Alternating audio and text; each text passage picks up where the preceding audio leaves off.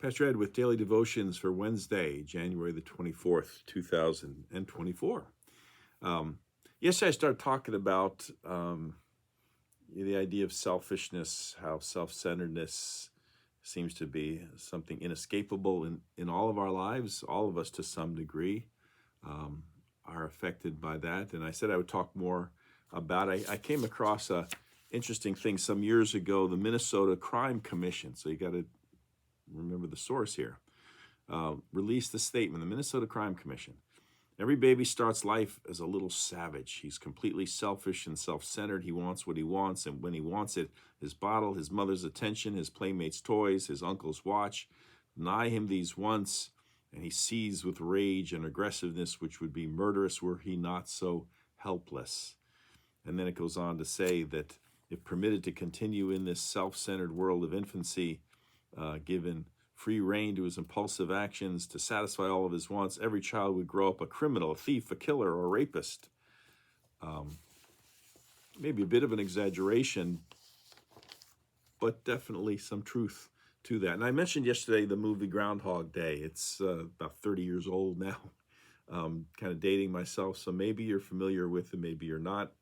It starred Bill Murray and Andy McDowell.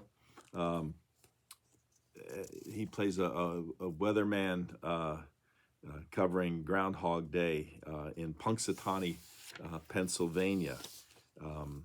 And so he's there.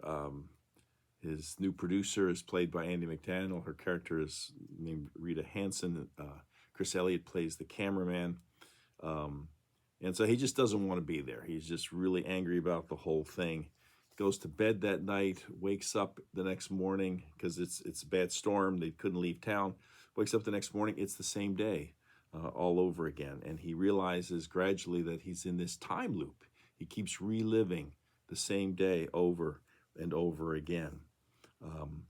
And so realizing that, he begins to spending these loops indulging in binge eating, one-night stands, robbery, other dangerous activities, all the while using his increasing knowledge of the day's events and the town residents to manipulate all these circumstances to his advantage.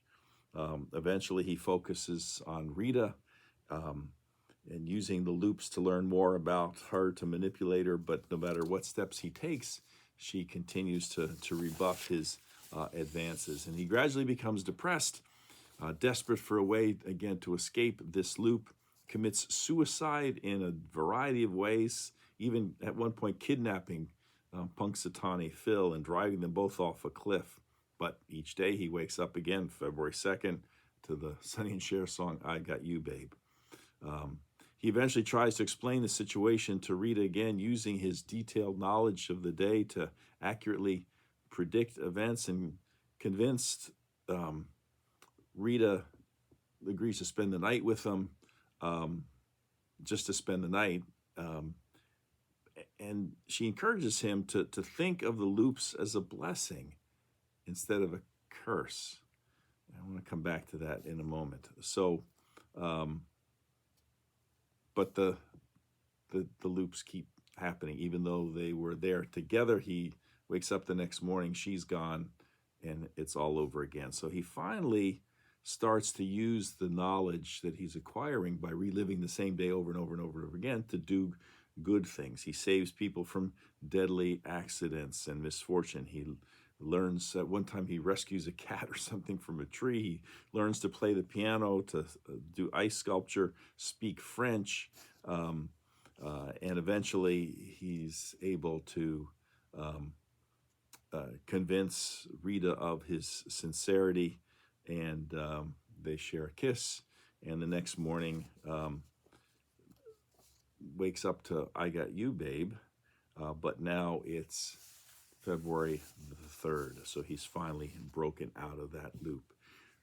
The idea of experiencing the same day over and over and over again,